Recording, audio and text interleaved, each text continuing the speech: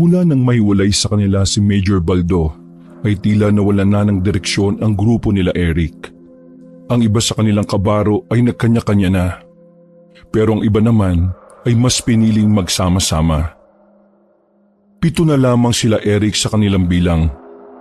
Wala na silang ideya kung ano na ang nangyari sa mga kabaro nila. Lalong-lalo na sa kanilang Major Baldo. Nangyari ang lahat ng iyon nang maipit sila ng mga rebelding grupo sa gubat. Malakas kasi ang hinala nila na may isa sa mga kasama ang nagtraidor at nagtimbre sa mga kalaban nila. Marami ang namatay sa kampo nila. Masakit man sa kalooban ay napilitan na lang din silang lisanin ang kampo dahil tsak na mauubos silang lahat doon. Si Eric ay isang private first class pa lamang sa serbisyo. Ganon din ang kanyang kaibigan na si Joel at Farhan. Parehong mga sundalo rin ang kanilang mga magulang. Kaya kahit bago pa lang sa larangan, pinilit sila ng kanilang ama na sumabak na kagad sa laban. Wala namang problema kay Eric. Kung tutuusin, mas gusto niya pa nga ang ganon. Ang problema lang niya ay ang kawalan ng pagkakaisa ng mga kasama nila. Una pa lang kasi noong nasa kampo pa lang sila, hindi na nagkakasundo ang mga magkakabaro. Mga kasama, magpahinga na muna tayo dito. Mahigit 1 araw na rin tayo naglalakad eh. Ang mabuti pa, maghanap na lang muna tayo ng pwedeng kainin ngayong gabi. Hapong-hapo at pagod na pagod ang kanilang mga kasama. Walang kain, walang matinong tulog ang bawat isa. May isa na nga silang kasama na hindi na kayang tumayo. Ano na kaya nangyari kina Major, no? Nakaligtas kaya sila? Malakas ang kutob ko na wala na sila. Malabong makaligtas sa mga yun. Mas nauna tayong tumakbo sa kanila eh. Kita mo naman na noong palayo na tayo, paalis pa lang sila. Eh wag ka nga mag-isip ng ganyan. Dapat positibo tayo. Wala namang masama sa pagiging positibo. Pero dapat isipin mo rin yung mga pwedeng mangyari. Common sense lang yun, buddy. Sa tingin mo, makakaligtas pa ba sila kung napalibutan sila ng mga rebelde? Tama si Farhan, buddy. Pero ganun pa man, ipagdasal na lang natin na sana nagkaroon ng himala. Sana nakaligtas sila. Napabuntong hininga na lamang si Joel. Aminin kasi niya o hindi, batid niyang may punto rin talaga si Farhan. Eric, ano na bang plano natin? Napalayo na tayo masyado eh. Hindi rin natin alam kung paano tayo makakalabas sa gubat na to. Kailangan natin maging maingat sa mga daraanan natin. Tandaan nyo, kagubatan ng mundo ng mga rebelde. Baka mamaya madaanan pala natin yung kampo nila. Todas tayong lahat.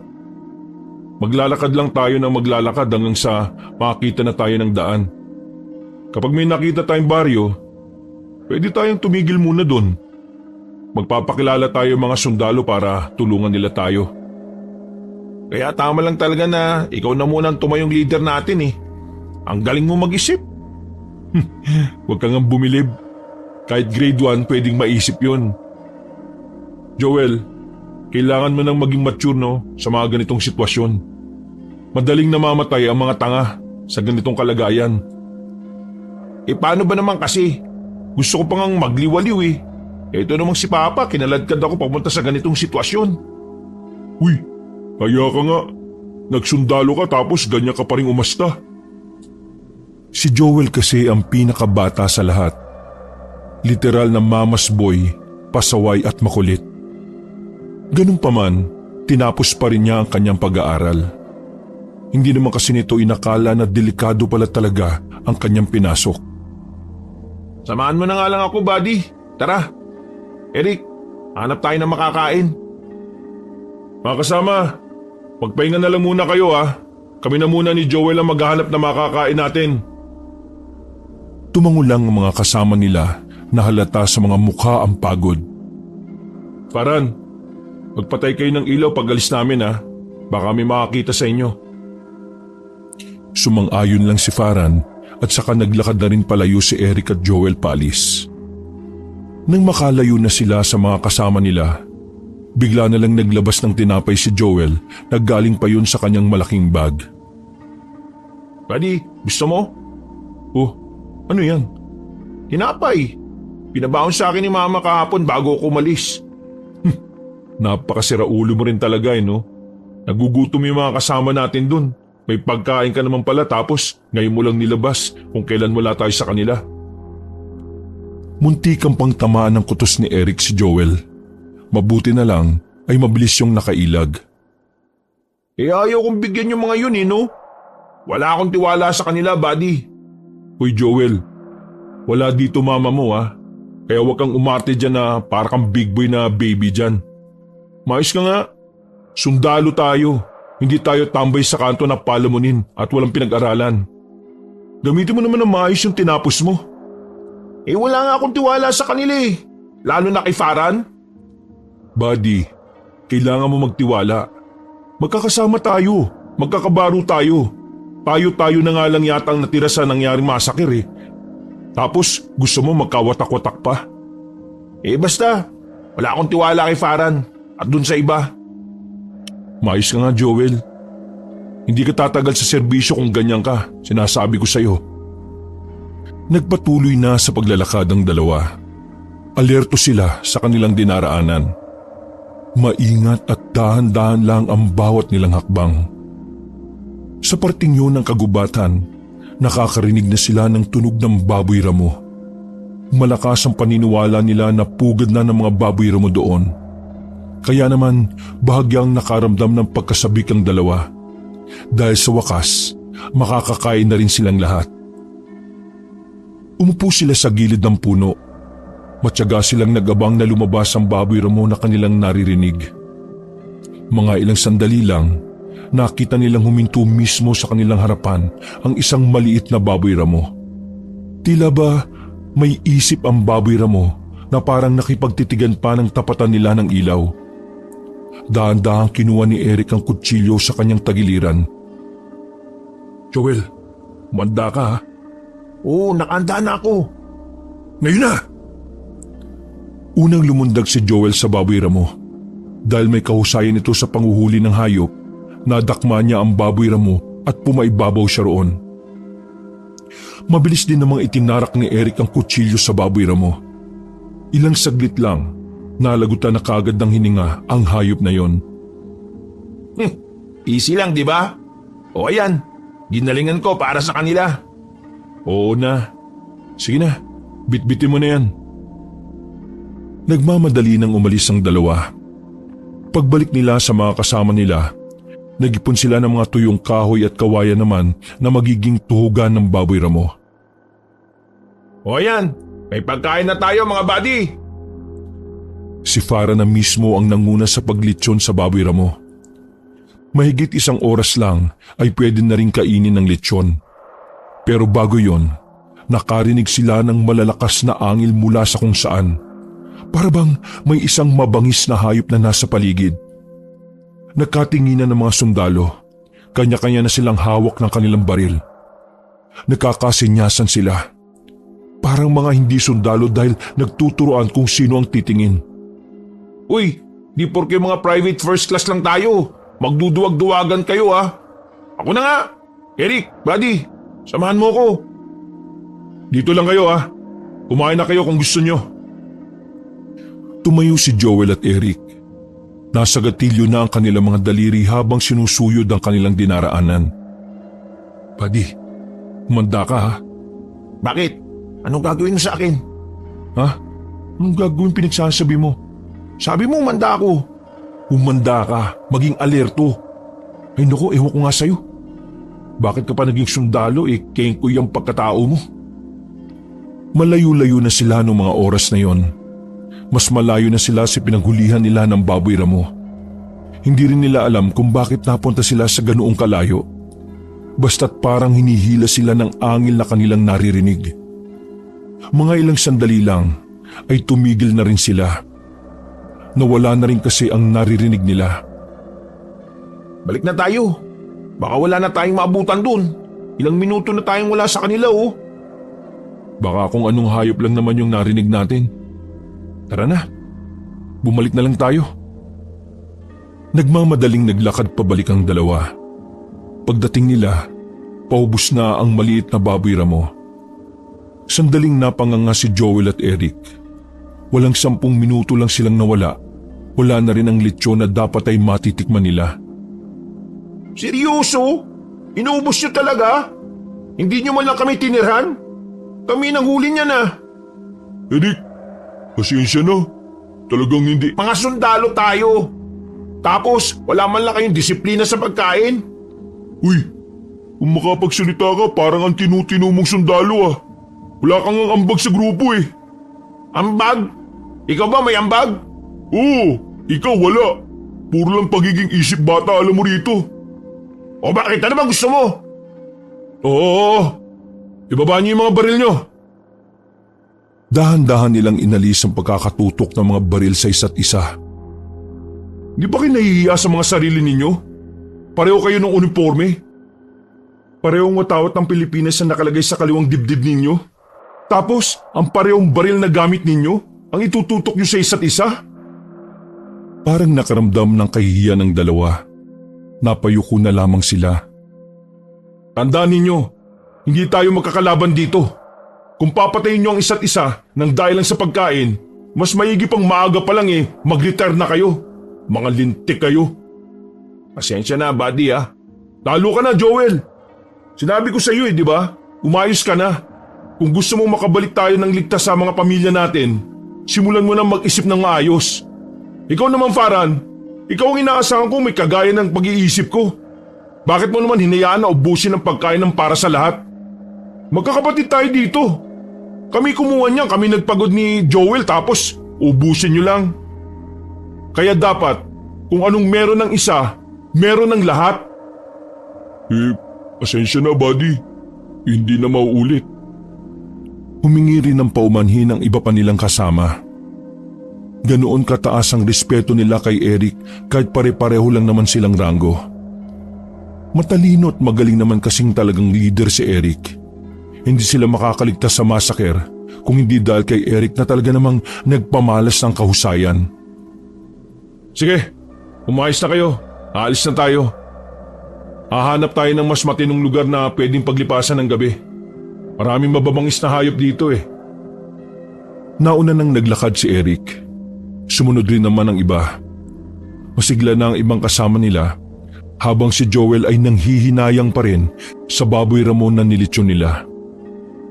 Sa kanilang paglalakad, may natagpuan silang minahan na parang abandonado na. Agad naman nilang sinindihan ang mga lampara na naabutan nila roon. Pumasok sila sa nahukay na tunnel.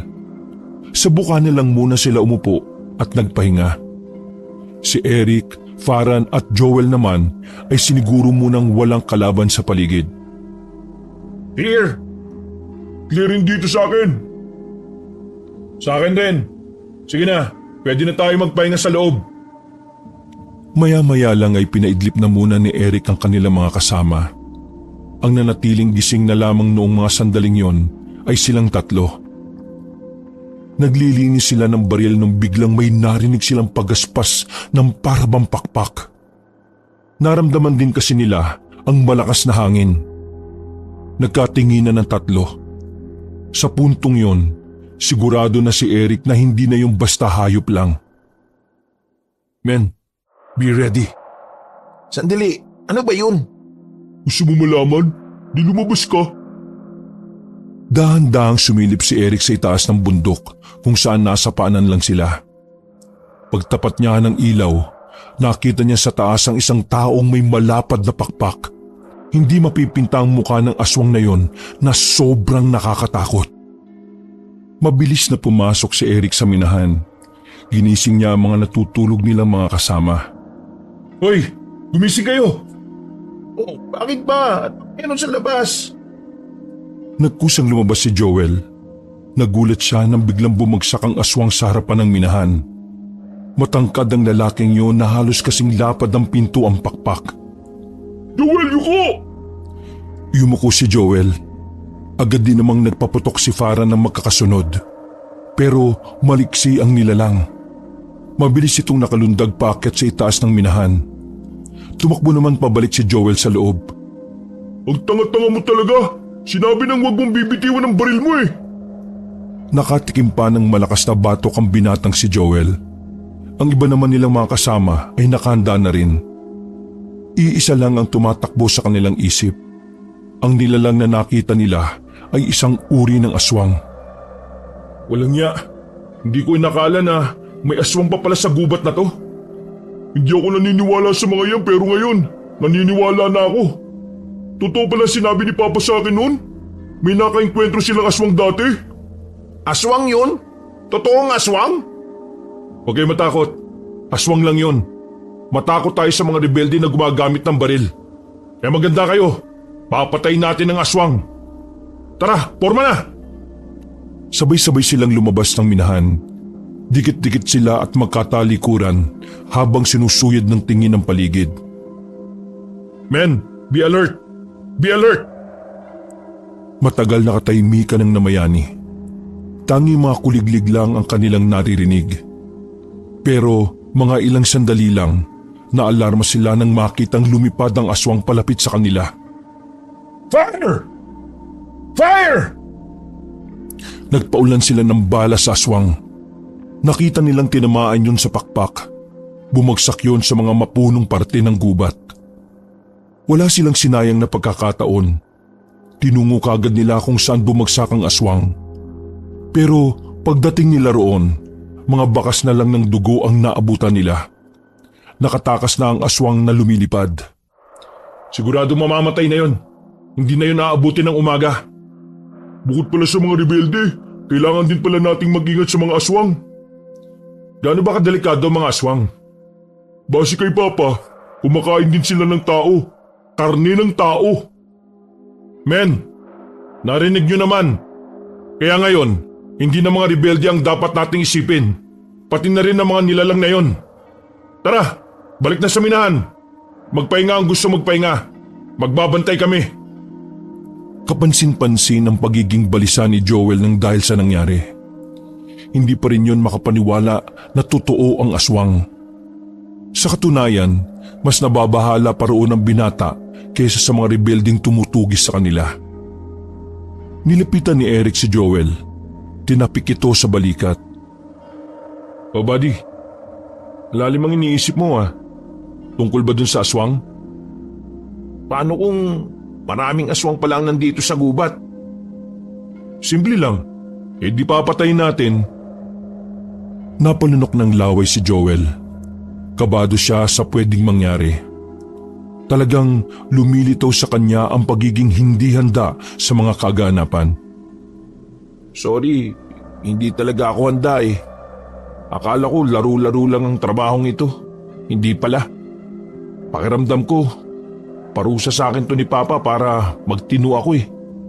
Alam niyang hindi ako handa eh, pero sinalang niya ako dito kaagad. Kaysa iniisip mo yan, isipin mo na lang na pagsubok ito para mas maging mahusay ka pa.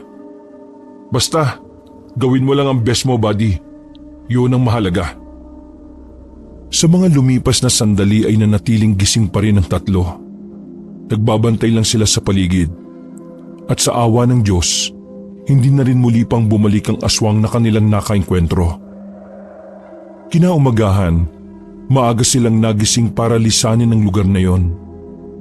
Habang nasa kalagitnaan sila ng paglalakbay, unang nakaramdam ng pananakit ng tiyan ng isa nilang kasama na si Gibo. Tumigil na muna sila at hinintay matapos na dumumi ang lalaki. Natakawan siguro yan. Nanakit tuloy ang tiyan. Kayo ba, labang nananakit ang tiyan sa inyo? Umiling lang ang mga kasama nila. Ganon din naman si Faran. Uy Dino, puntahan mo na nga si Gibo. Kanina pa yun ah. Kasing lakit, kasing haba yata ng sawa yung tinatain nun eh. Tarik na ang araw. Kailangan pa natin makahanap ng baryo na mahihinga ng tulong. Pagkatapos ng halos kalahating oras, nakabalik na rin ang lalaking si Gibo. Nakahawak pa yun sa tiyan at tila nang lalambot at nanghihina. Dura din ang dura ang lalaki. Inakala nila na simpleng sakit ng tiyan lang yun, kaya naman hindi na rin nila yun pinansin pa. Tanghali na nang may marating silang ilog. Para sa kanila ay hulog ng langit ang ilog na yon. Agad nilang inilapag ang mga gamit sa batuhan, nagtanggal ang mga suot at tanging brief lang ang tinira. Wala pang 10 minuto silang naroon, bigla na namang nanakit ng matindi ang tiyan ng kasamahan nilang si Gibo. Halos mamilipit na ito sa sakit ng kanyang tiyan. Buddy, anong gagawin natin dito? Pambihira naman talaga oh. Nagsiahon silang lahat. Wala ni isa sa kanila ang nakakaalam kung ano ang gagawin sa lalaki. Mabuti na lamang may isang matandang dumating na may dalang planggana at ilang labahan. Maputi na ang buhok ng matanda. Medyo kulubot na rin ang balat. Pero ang nakapagtataka, malakas-lakas pa kung kumilos sa matanda. Mga iho, anong nangyayari sa lalaking yan? Anong ginawa niyo sa kanya? Magandang tanghali ho. Mga sundalo ho kami. Kasama ho namin siya. Bigla hong nanakit ang tiyan niya eh. May alam po ba kayong pagamutan? Nanakit ba ka mo ang tiyan? Ay nako, kaya kong gamutin yan. Ali kayo, sumunod kayo sa akin. Buhatin niyo yan. Paano po yung lalaban niyo, Lola? Uunahin ko pa ba yan mas may nangangailangan ng tulong ko. Isa pa, mga taga-silbi kayo ng bayan, kaya marapat lang na pagsilbihan ko rin kayo. O bueno, tama na ang daldal. Sumunod kayo sa akin at naaawa na ako sa kasama ninyo. Binitbit nila ang lalaking si Gibo. Naglakad sila sa paanan ng bundok. Nasa 20 minutos na lakaran lang ay may narating na silang baryo. Marami-rami na rin ang nakatira doon. Bawat madaanan nila ay sinusundan sila ng tingin. Iniisip na lang ni Eric na baka bago lang sa mga taga roon ang makakita ng mga sundalo. Sa lagay kasi ng area nila, liblib na talaga at parang hindi na rin naaabot ng modernisasyon. Huwag niyo silang pansinin. Naninibago lang sila. Matagal na rin kasing mula nang may mga mapadalong na sundalo dito noon. Ganun po ba? O sige po. Tumigil sila sa isang mahabang kubo. Hinanda ng matanda ang mga mahabang upuan na yari din sa kawayan. Sige, maupo na muna kayo. Ako nang bahala sa kasamahan ninyo. Kailangan ko siyang gamutin sa loob. Nakakaawa. Nangingitim na mga kuko niya. Inalalayan nilang makakyat sa hagdanan ang lalaking si Gibo. Pagkatapos ay naghintay na lamang sila sa bakuran. Ayos lang ba na nagtiwala tayo sa matanda? Ni hindi nga niya sinabi yung pangalan niya. Mukha namang okay matanda. Isa pa, wala naman na tayong choice eh. Kesa naman mamatay si Gibo sa sakit ng tiyan, kailangan natin maging desperado na gumaling siya. Medyo ang weirdo lang dito, no? Yung mga tao parang ngayon lang nakakita ng tao. Tao din naman sila. Ano kaya yun, no? Kulit. Uy, inaano boses mo? Nakakaya kapag narinig ka nila. Inutil talaga to. Sandaling sinuyod ni Eric ang tingin sa paligid. Kapansin-pansin ang aliwalas ng kapaligiran. Kaso nga lang, nakakaramdam siya ng pagkailang nang dahil sa mga pasilip-silip na residente. Maging mapagmasid kayo Hindi natin sigurado kung wala bang mga rebelde dito. Natigil lang ang kanilang usapan nang labasin sila ulit na matanda. May mga dala na yung sako na may mga lamang mga damit. Alikaya, dadalhin ko kayo sa isa naming bakanting bahay. At ito, may mga pamalit na kayong damit. Sandali po. Paano po yung isa naming kasama? Pinahupa ko muna yung sakit ng tiyan niya. Pero kailangan niya munang maobserbahan ko. Kaya dyan na muna kayo sa loob. Mawalang galang na po. Pero sino po ba kayo? Ibig kong sabihin ano po ba kayo? Ako si Aling Irma. Manggagamot ako sa lugar na ito. Minsan na rin akong may ginamot na mga sundalong sugatan nung kalabanin nila ang mga rebelde. Matagal na yon. Mga 2005 pa yata. Basta sana pagalingin niyo po si Gibo, yung kasama ho namin. Ako nang bahala. Sa ngayon sumama kayo sa akin. Hindi kayo pwedeng dito sa tapat kasi natatakot ang mga bata sa mga baril ninyo. At siya nga pala, iwan nyo na lang ang mga baril nyo rito para hindi matakot ang mga residente. Ay, hindi po pwede.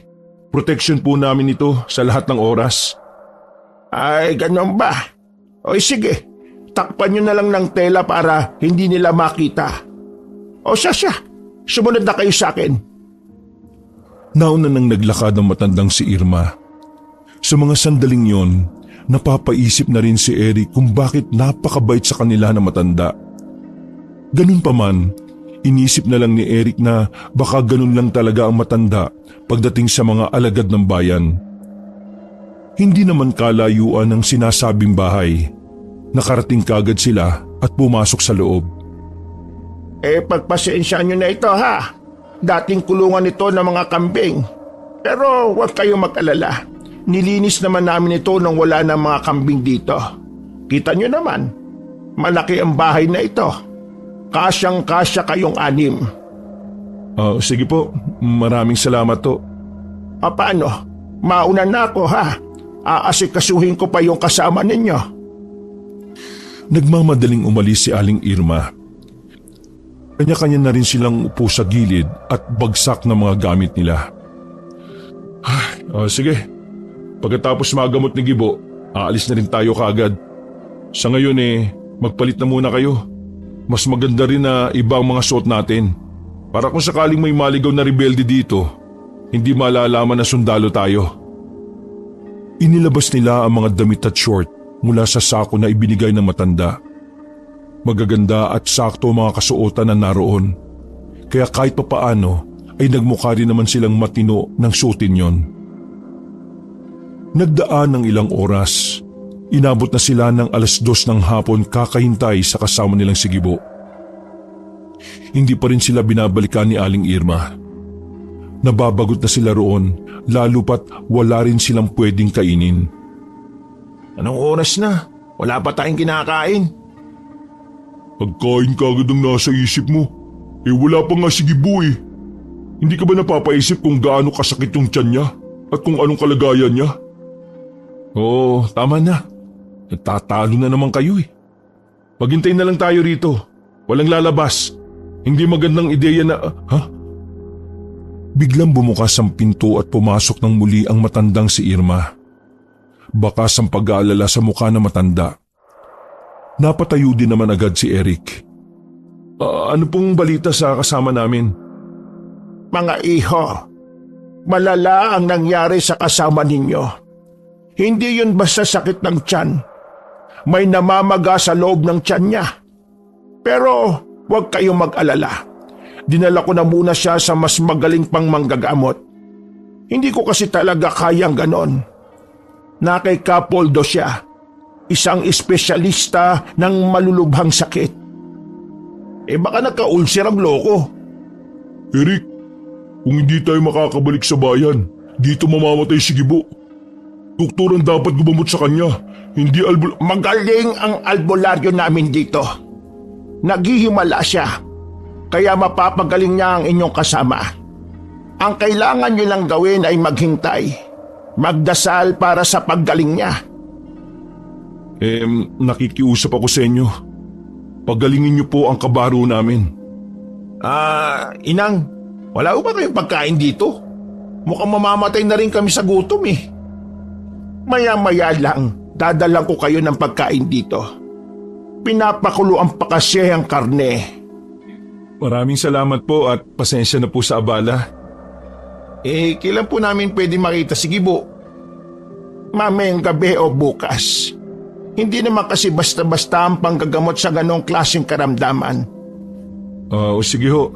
Hihintayin namin siya kung hanggang kailan siya magiging maayos. Maraming salamat po ulit. Tumango ang matanda. Ngumiti yun ng pilit sa kanila. Bagay na ikinalito ni Joel at maging si Faran. Pagalis sa matandang si Irma, ay dali-daling bumulong si Faran kay Eric. Buddy, alam mo, malakas ang kutob ko na may nangyayaring hindi maganda kay Gibo Baka habang ginagamot niya si Gibo lalong lumalala yung sakit ng tiyan niya. Buddy, kailangan nating malaman kung ano ba talaga yung lagay ni Gibo. Huwag kayong mag-alala. Medyo napapaisip na rin ako eh. Mamayang gabi, kapag madilim na, babalikan natin si Gibo. Pakiramdam ko, nandun pa rin siya sa bahay ng matanda eh. Wala silang ginawa nung oras na yon. Nakatunga nga lang sila habang naghihintay sa pagbabalik ng matanda. Dakong 5:00 na ng hapon nang bumalik si Aling Irma. May mga kasama nito mga lalaki na may mga bitbit na kaldero ng kanin at ulam. May inilatag din na lamesa sa gitna, pero wala namang upuan. Para kay Joel, ayos na yun sa kanya. Ang mahalaga ay meron silang makain. Pasensya na kayo, mga sir. Kung ngayon lang ha. Ang tagal kasi talagang pakuluan ng karne. Anong karne po ba yan? Buwaya? Parang may dumaan na anghel sa mga oras na yon. Lahat ay napatingin kay Joel. Kinabahan ng binata dahil pakiramdam niya hindi natuwa sa kanya ang mga kasama na matanda. Biro lang po. Ayos lang naman.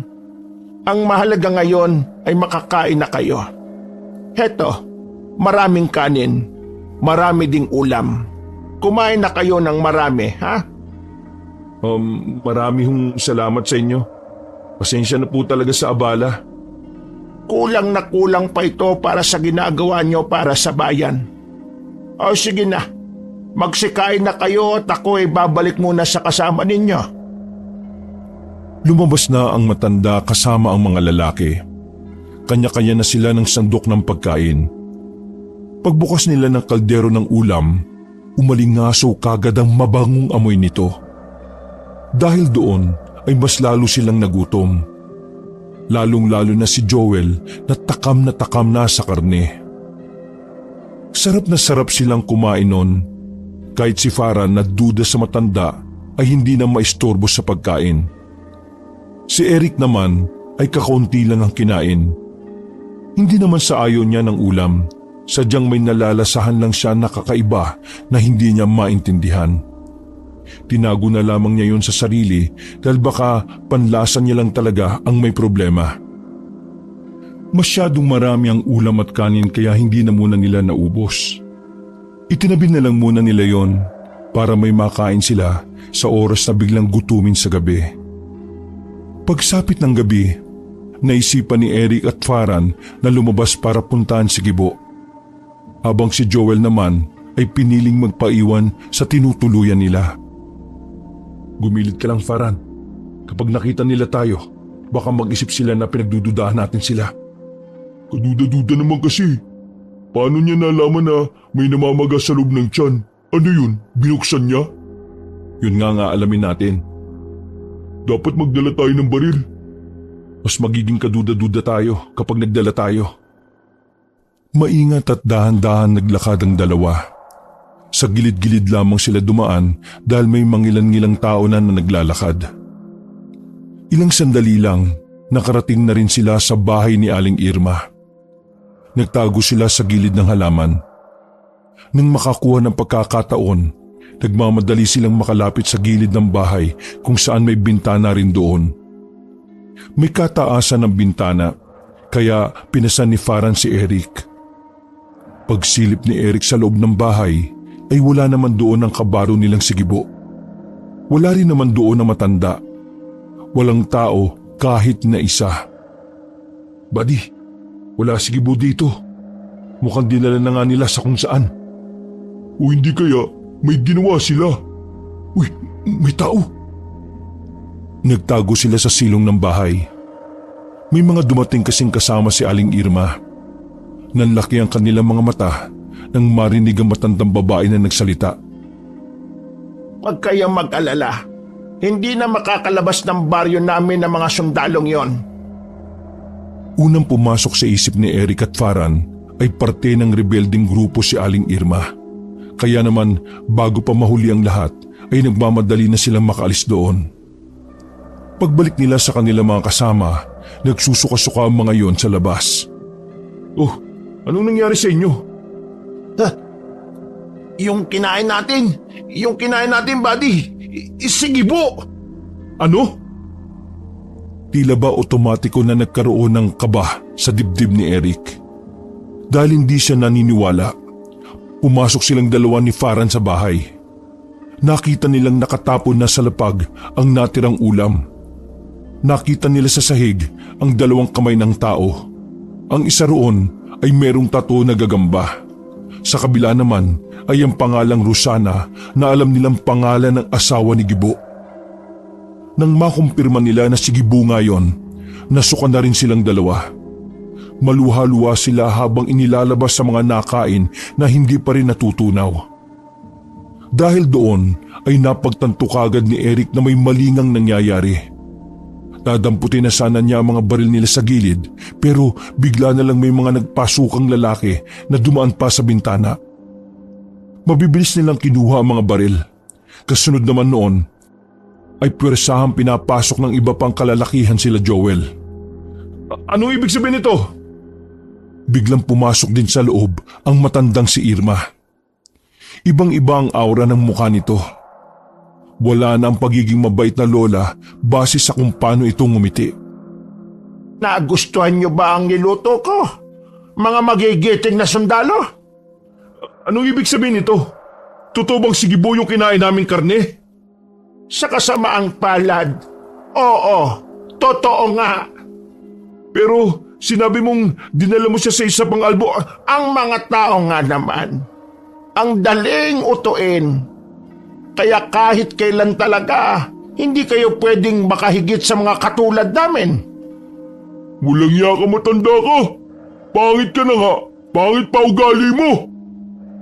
Biglang naging kulay itim ang lahat ng mga mata ng matandang kaharap nila.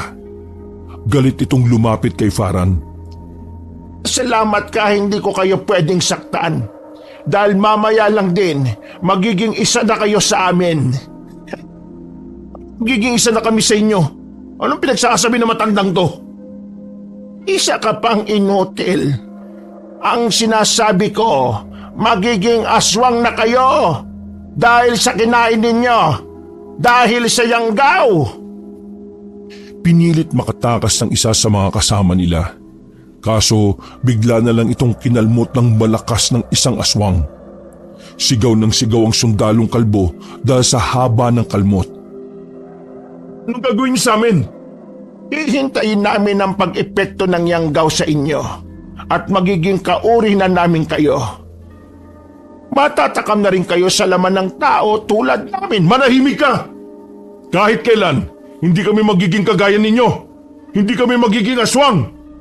Bakit ka ba nagagalit? Ayaw mo bang maging aswang? Ayaw mo bang mas maging higit sa tao? Wag na wag niyo lang kaming pakakawalan. Uubusin namin ang lahi niyong mga aral! Biglang sinapak ng isang lalaki si Farhan. Nawalan yun ng malay dahil sa pagkahilo. Sige na, dalhin na mga yan sa kanilang magiging kulungan. Walang iya kayo. Kaya pala mainit ang dugo sa ni Farhan kasi impakta ka Matanda ka talaga, mamatay ka na sana. Wala na silang nagawa nang kaladkarin na sila ng mga aswang palabas. Dinala sila sa isang kuweba na may selda. Pinapasok silang lahat doon. Mamayang gabi lang ay magiging aswang na rin kayo. At bukas ng madaling araw, pakakawalan na namin kayo para dumiskarte ng mga sarili niyong pagkain. Parang masisiraan ng bait ang matandang si Irma habang tumatawa. Umalis yun at iniwan sa loob ng kuwebang yon ang mga sundalo. May malaki namang gasera doon kaya kita pa rin nila ang isa't isa. Buwisit! Buwisit talaga! Hindi lang sana tayo inatake ng mga rebelde sa kampo di wala sana tayo ngayon. Buwisit! Mamatay na sana kung sinong nagtraidor sa samahan. Farhan! Oy! Ayos ka na ba? Mainang sapak lang yun. Pambira ka naman May luhilong sumandal si Farhan sa bakal. Napapailing ito at napahawak pa sa ulo. Anong mahina? Tanga ka ba? Mawawalan ba ako ng malay kung mahina lang yun?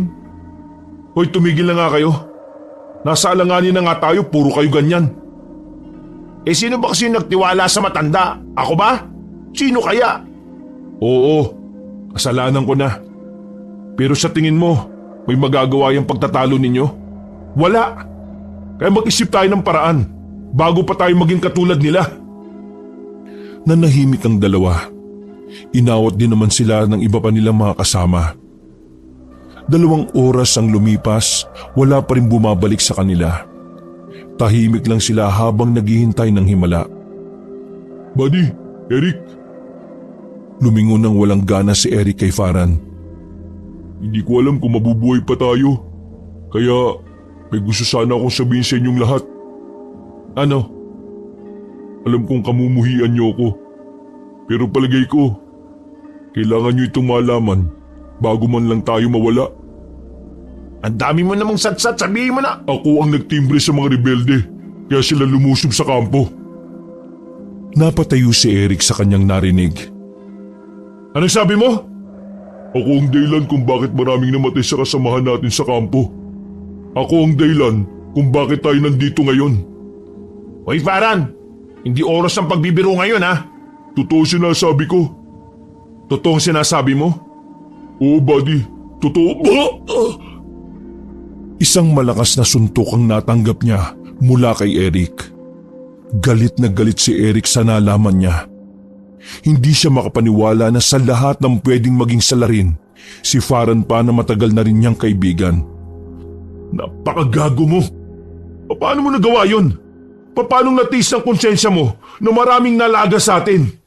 Saksi ka, Farhan. Saksi ka. Nakita mo kung paanong magsibagsakan sila sa lupa habang tinatamaan ng bala ng mga rebelde. Sabihin mo nga sa akin, paano mo kinayang traidorin ng mga kasama mo, pati ang bayan? Hawak nila si Papa eh. Hawak nila ang papa mo? Eh di ba nakadistino ang papa mo sa Visayas? Hindi totoo na nandun si Papa. Tinatago lang sa ating lahat ng mga nakatataas ang nangyari kina Papa. Marami sa kanilang nabihag. Isa na dun si Papa. Kinukontak ako ng mga rebelde bago ang pag-alis natin. Kapag hindi ko daw tinuro ang kampo natin, papatay nila si Papa. Kaya ang pagiging makasarili ang ginawa mo. Tatay ko yun eh. Pamilya ko yun. Sarili, pamilya, bayan, mamili ka. Hindi mo ako maintindihan dahil wala ka sa posisyon ko. Sundalo rin ang tatay mo. Alam kong bayan ang pipiliin niya sa oras na ikaw ang mabihag.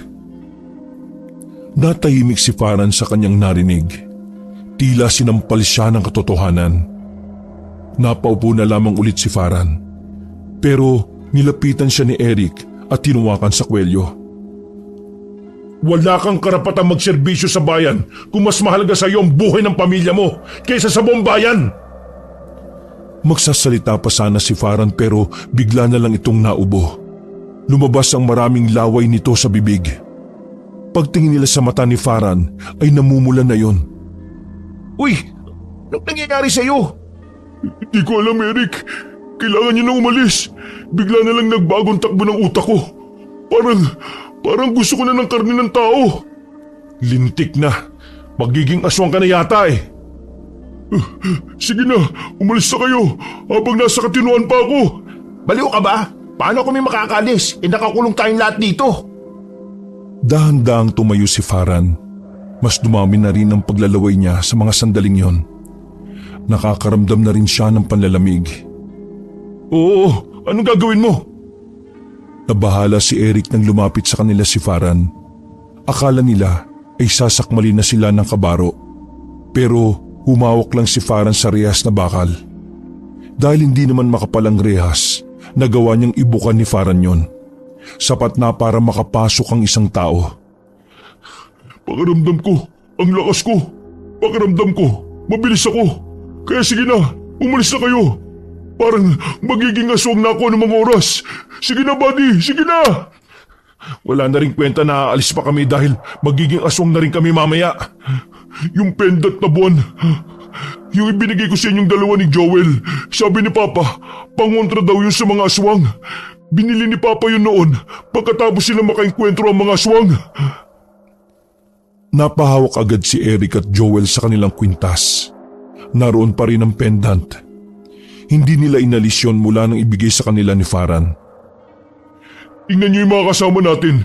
Namumulan na rin ang mga mata nila. Nagpapakita na ng sintomas ng pagiging aswang. Pero kayo wala. Kaya nasisiguro ko na dahil yan sa pendant na buwan. Buddy, Eric, tama si Farhan. Wala akong ibang nararamdaman eh. Sila Tanyo, habang sumusuka kanina, masakit din ang tiyan. Pero ako wala. Ibig sabihin, epektibo itong buwan na pendant. Eric, buddy, sige na, umalis na kayo. Lumabas na kayo dahil naglalaway na rin tong tatlo. Wala nang sinayang na pagkakataon si Eric at Joel. Nilusot nila ang katawan sa nakabukas na bakal ng selda. Buddy, patawad sa nagawa ko ah. Balang araw, may isip mo rin na makapangyarihan ang pagmamahal. Kaya nitong maging makasarili para sa pamilya. Naninigas na ang panga ni Farhan noong mga sandaling yon. Pero pinipilit pa rin itong labanan ng pagsakop ng pagiging aswang sa katawan niya. Tumakas na kayo. Mas magagalit ako sa sarili ko kapag nalaman kong hindi kayo nakaligtas. Eric, Joel, maraming salamat sa lahat. Buddy, huwag ka mag-alala. Ililigtas namin ang papa mo. Maraming salamat ha. Bago umalis si Eric at Joel, sumaludo pa sila sa 4 nilang kasama na maiiwan. Pinipigilan na lamang nilang dalawa na hindi maiyak. Pag-alis nila Eric at Joel, saka natuluyang naging aswang si Farhan at ang 3 pa nilang kasama. Samantala, nakalabas naman ng kuweba yung dalawa. Takbo lang ng takbo ang ginawa nila. Kaso nga lang, bago sila makalabas ng baryo ng mga aswang, ay nakarinig na sila ng putukan. Napayuko ang dalawa. Habang nakatago sila sa mga kawayan, natanaw nilang may mga dumating na armadong lalaki. May mga dalang mahahabang baril. Buddy, mga rebelde yan ah. Sila yung umatake sa kampo. Tandang-tanda ko yung mukha ng matandang lalaki. Si Kabulig, ang leader ng mga rebelde. Anong gagawin natin? Magtago na lang tayo. Wala tayong gagawin. Hahayaan nating ubusin nila ang mga aswang. Nang nasa tapat na sila na matandang rebelde na si Kabulig, narinig nilang nagsalita at parang hindi man lang nakaramdam ng takot sa mga aswang. Mga aswang pala kayo, mga hampas lupa kayo ha? Pwes, ilabas nyo mga sundalong kinuha nyo. Kung hindi, malalagas kayong lahat. Nagpaulan na naman ang bala mga rebelde. Parang mga pusang natataranta naman ng mga aswang. Marami kagad ang namatay sa kanila habang parang naglalaro lang ang mga grupo ng rebelde. Tayo palang hinahanap niya.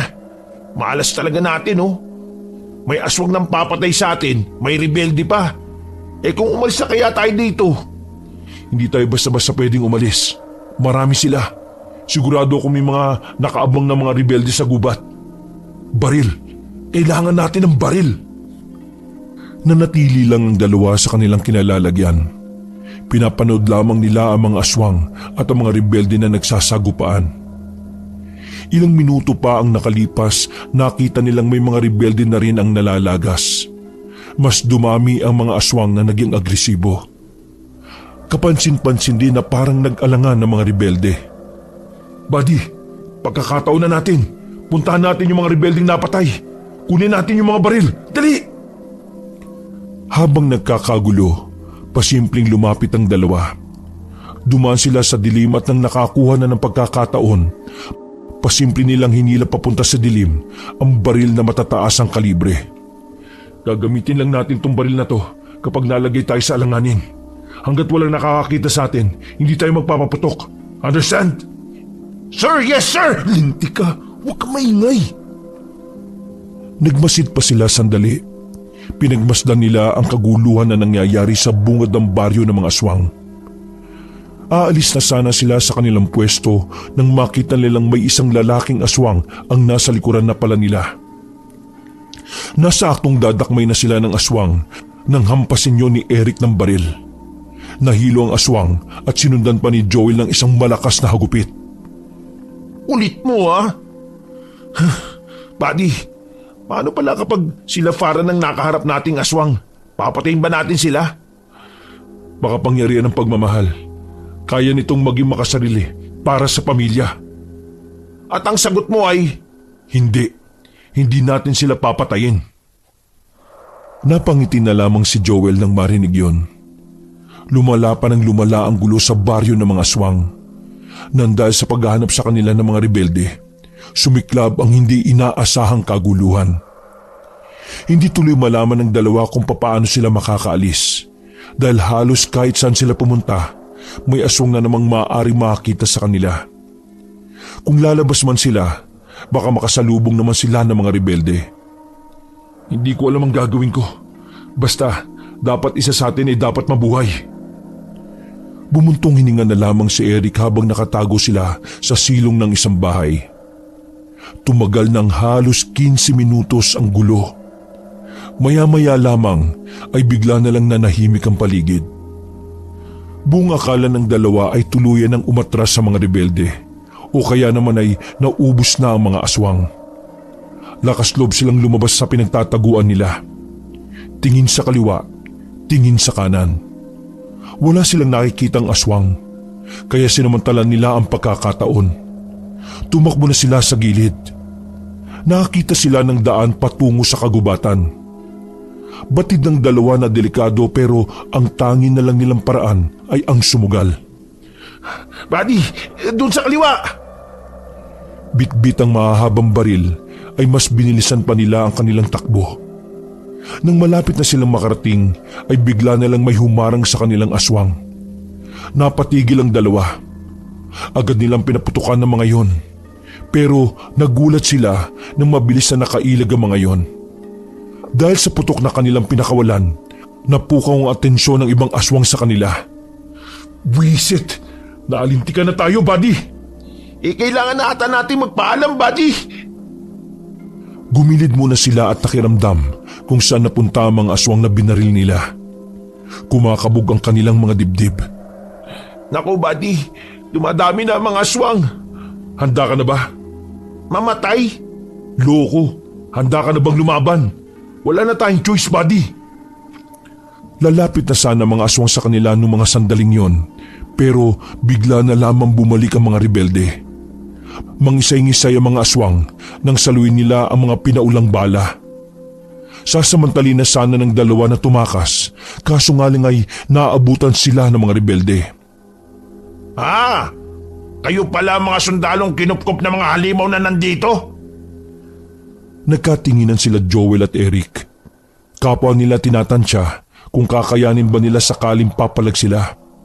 Pero nawalan sila ng pag-asa nang makitang mas dumami pa ang mga rebelde. Ang tanging na lang nilang nagawa ay ibaba ang kanilang mga baril. Agad naman silang dinakip.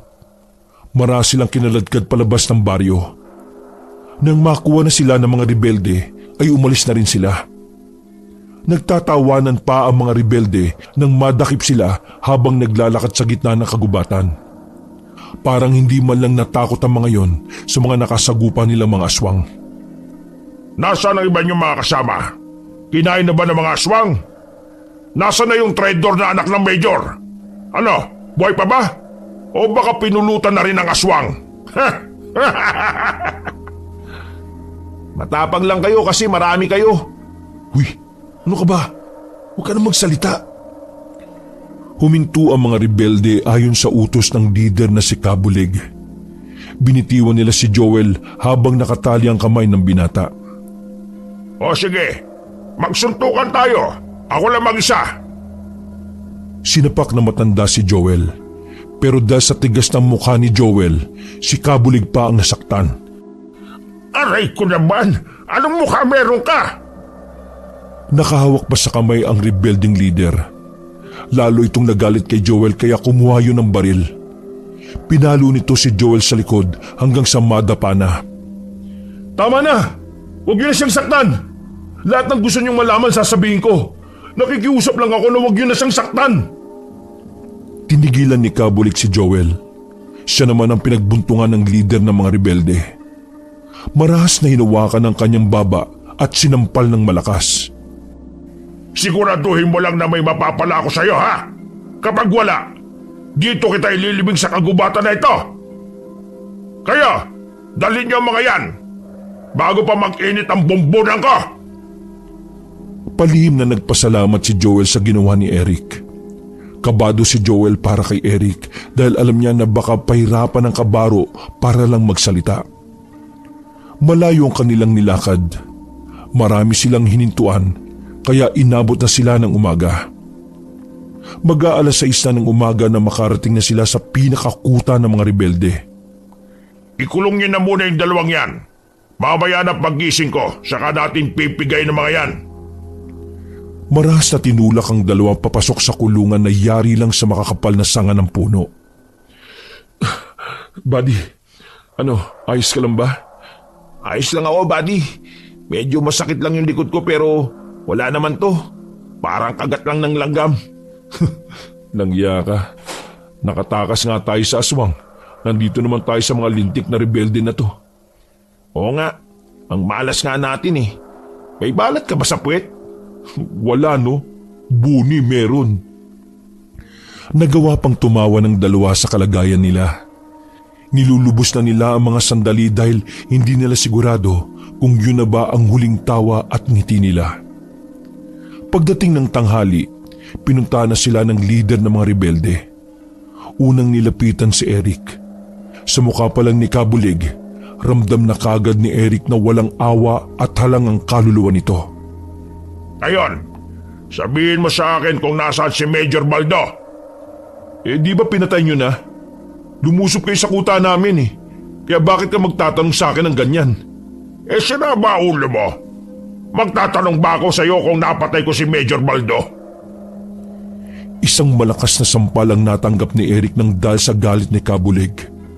Dumugo kagad ang labi ni Eric. May luhilo rin siya. Kahit kasi matanda na, ay mabigat pa rin ang kamay nito.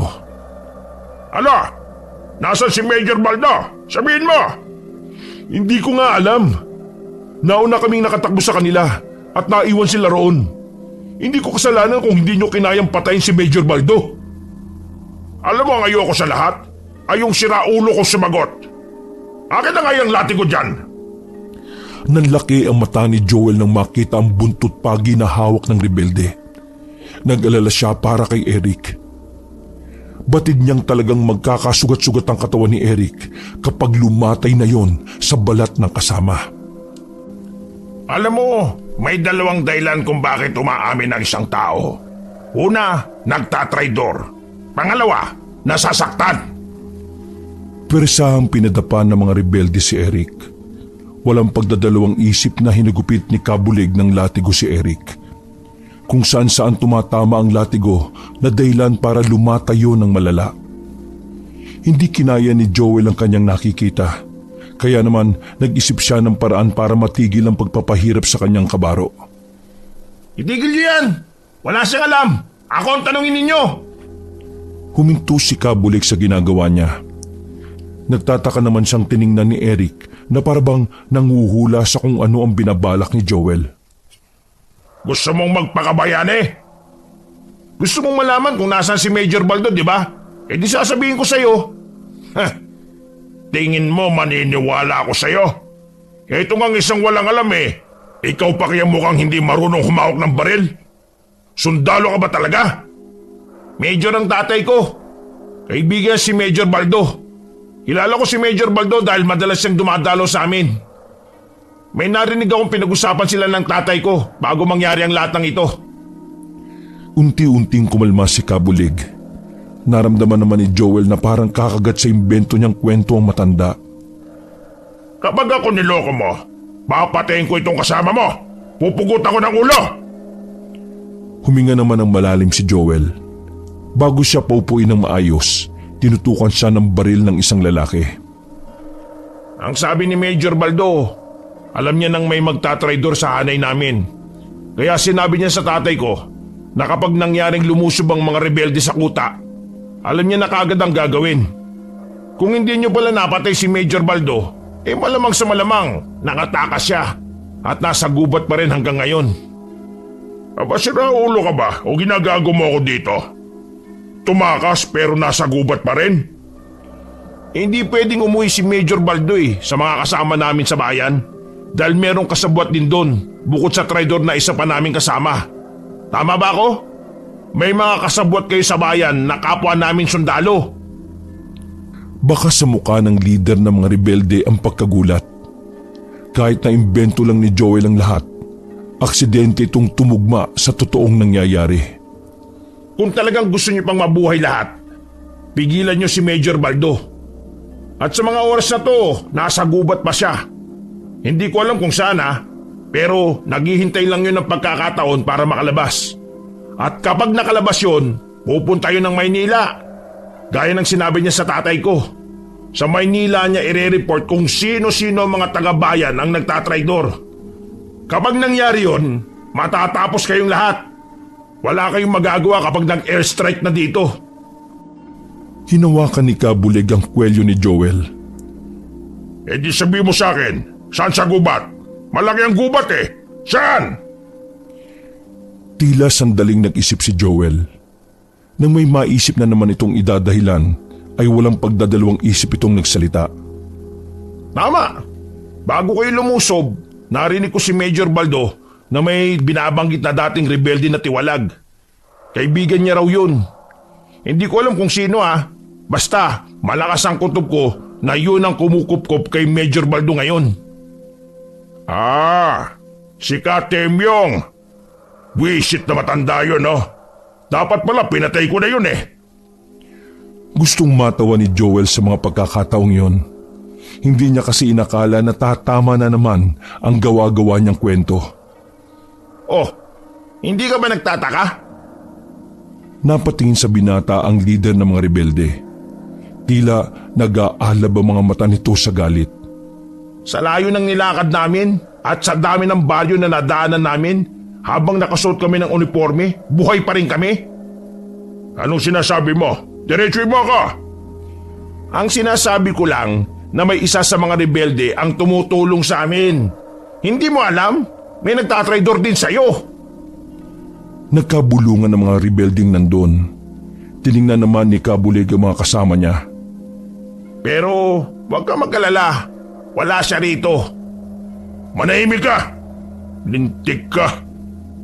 O kayo, halugugin ang buong gubat! Kung kinakailangan na pumunta sa kabilang bundok, gawin niyo!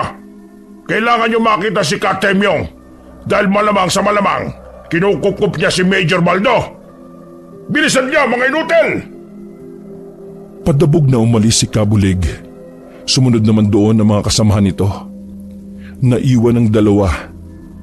Nilapitan kagad ni Joel ang kabaro na duguan dahil sa latay ng latigo. Buddy, ayos ka pa ba? Ayos lang ako. Pero ang galing mo sa mga info na yun Gawa-gawa ko lang yun. Gawa-gawa? Bakit tumatama? Ewan ko. Sinuwerte lang siguro. Langya ka. Ibig sabihin lahat ng yun kasinungalingan? Pambihira. Ang galing mong gumawa ng kwento. Aray, may sugat ako dyan. Sorry buddy. Pero ang mahalaga ngayon tinigilan ka na muna nila. Bilib na ako sa iyo, buddy. Nagmamature ka na. Pero kailangan talaga natin makalis dito. Isa na namang himala ang dapat nating hilingin. 5:00 na ng hapon nang marinig nilang muli na nagdatingan na ang mga rebelde. Kinabahan na kagad sila, lalo na si Joel. Nababahala ang binata na baka napagtanto na ni Kabulig na isang malaking kalokohan ng lahat. Pumasok sa kulungan si Kabulig, galit na galit. Agad na kinuha nito si Joel at pinagtatadyakan. Ginagago mo ba ako, Wala kaming nahanap sa gubat! Kung wala kayong nakita sa gubat, isa lang ang ibig sabihin nun. Nakarating na sa Maynila si Major Baldo. Lalong pinagsihisipa ni Kabulig si Joel. Dumugo na ang nguso ng binata sa galit ng rebelding pinuno. Sinayang mo lang ang oras ko, hayop ka! Hindi niya kasalanan na tanga ka at mabilis kang maniwala. Sa sinabing yun ni Eric ay napalingon sa kanya ang matandang si Kabulig. Galit na mga mata nito. Gusto mo ring masaktan ha? Sinakal na matanda si Eric at dinikit sa rehas. Pinagsusuntok nito ang mukha ng lalaki. Hindi pa nakontento ang matandang yon. Sinipa-sipa pa si Eric sa tiyan. Ang pinakaayaw ko sa lahat ay yung mga bumoboses pero wala namang ibubuga. Wisit! Sinapakulit ni Kabulik si Eric. Nang mapagod yun ay padabog nitong binitiwan ng binata. Mamayang gabi, ilabas nyo yan. Itali nyo sa gitna ng bakuran. Papalamunin ko ang mga bala mga bisit na ito. Kinandadong muli ang kanilang kulungan pagkatapos ay nagsialisa na rin ang mga yon. Buddy, ayos ka lang ba? Ikaw ang hindi ayos, buddy. Duguan ang mukha mo eh. Ayos lang ako. Pero kailangan natin makalis dito bago pa dumating ang gabi. Hindi na talaga tayo bubuhayin ng matandang yun. Pasensya ka na. Akala ko magiging epektibo yung mga imbento kong kwento eh. Wala yun. Alam kong ginagawa mo ang best mo para sa ating dalawa. Nanahimik na lang ang dalawa. Hinanda na lamang nila ang kanilang sarili. Dahil nang sumapit na ang gabi, dumungaw na sa kanila ang nalalapit na kamatayan. Dakong alas 7 ng gabi ay puwersahan silang inilabas. Medyo hilo-hilo pa nga sila pero walang pakialam sa kanila ang mga yon. Dinala sila sa isang malawak na bakuran. Itinali sila sa kawayan na nakabaon sa lupa. Buddy, kilala mo pa kaya ako kapag nasa langit na tayo? Uy, huwag kang magsalita ng ganyan. Hindi pa tayo mamamatay. Buddy, kailangan na natin tanggapin. Kahit himala, hindi na tayo kayang iligtas. Napalunok na lamang ng laway si Eric. Tumingin siya sa paligid. Walang kahit na anong liwanag ng pag-asa ang nakikita niya. Mga ilang sandali lang, dumating na si Kabulig. Nagsimula ng umandar ang kaba sa kalooban ni Eric at Joel. Paabot ka ng armalite ko dyan! Tinutukan ni Kabulig sa leeg ng baril si Eric. Pagkatapos ay sinunod naman ito si Joel. Sino kayang magandang unahin sa inyong dalawa, ha? Umatras saglit ang matanda. Inasinta nito si Eric at Joel na parabang babari lang yun ng lata. Tingnan natin ang kadaldalan nyo ngayon. Kakalibitin na sana ng leader ng mga rebelde ang gatilyo nang makarinig naman sila ng malalakas na hiyaw. Nagahari ang hiyaw sa buong area. Punyemas na mga aswang ito! Buisit! Magsimagal na kayo! Nandito mga aswang! Kanya-kanyang dampot ng mga baril ang mga rebelde. Akala nyo ligtas na kayo ha? Mga buang! Ipapakain ko kayo sa mga aswang!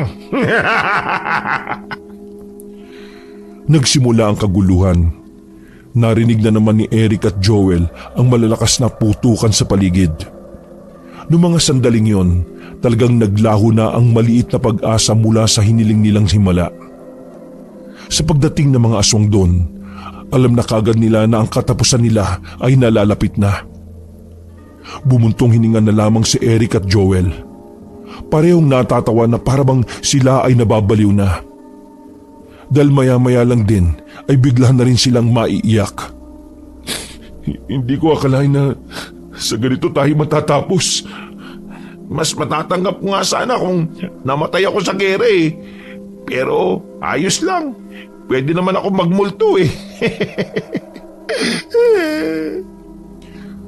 Makalipas ang ilang sandali, narinig na lang nila na unti-unti nang nawawala ang mga putukan. Wala na rin silang nakikitang rebelde na patakbo-takbo. Kutob ng dalawa, mga aswang ang nanalo sa laban. Dahil doon, mas lalo silang kinabahan. Iniisip pa lamang nila na nilalapas sila ng mga aswang ay hindi na nila kaya. Nang masipat na may papalapit na aswang sa kulungan, napailing na lang ang dalawa. Tinanggap na nila ang kanilang katapusan. Buddy, teka, di ba sila Farhan yun? Nakita nila si Farhan at iba pa nilang kasama na naging aswang din. Nang makalapit yun sa kanila ay winasak na mga yon ang kulungan. Nung una ay nakaramdam pa ng pagkailang si Eric at Joel. Iba kasing itsura ng mukha ni Farhan at ng mga kasama nito. Oh, Farhan, teka, nakikilala mo pa ba kami? Malamang, siraulo ka pala eh. Di ba aswang ka na? Hindi ko alam pero nasa katinuan pa rin kami. Nagbago lang ang katawan namin pero yung utak hindi. Patay na ang mga rebelde. Kasama namin yung ibang aswang na tumiwalag kay Aling Irma. Maraming salamat pero paano na kayo nito? Huwag niyo na kaming intindihin, no? Tumakas na kayo habang wala pa yung ibang aswang na masasama. Balikan niyo na lang ako dito kapag nakahanap na kayo ng albularyo na gagamot sa amin. Sabi ng ibang aswang pwede pa raw kaming makabalik sa dati. Ganun ba? O sige, basta mag-iingat ka palagi rito, buddy ha. Kayo rin. Pangako, may babalik ka sa dati. Nagmamadaling makalis ang dalawa. Nilisan nila ang lugar na yon habang wala pa ang ibang mga aswang. Hindi man nila natalo ang mga aswang. Naubos naman nila ang lahat ng mga rebelde. Nakabalik si Eric at Joel sa pangangalaga ng mga kabaro nila. Nahuli na rin ang mga kapwa nila sundalo na nagtraidor sa buong samahan. Samantala, nailigtas din naman ang tatay ni Farhan mula sa kamay ng mga rebelde. Si Major Baldo naman ay ligtas ding nakabalik sa kanila. Ilang araw naman ang binilang bago nakahanap si Eric at Joel ng albularyo. Binalikan nila si Farhan at ang dalawa nilang kasama. Sa kabutihang palad, gumaling si Farhan sa tulong ng isang napakahusay na albularyo. Pero dahil kailangan sundin ng batas, hinarap ni Farhan ang kaso ng pagtatraidor sa bayan. Dahil na rin sa mga buhay na nawala dahil sa ginawa niya. Ganun pa man, masaya pa rin ang magkakaibigan. Kahit wala na si Farhan sa serbisyo, ang mahalaga na lamang sa kanila ay walang nawala sa kanila. Magkakasama pa rin at tinihintay na lamang ni Eric at Joel kung kailan muling makakalaya si Farhan. Wakas.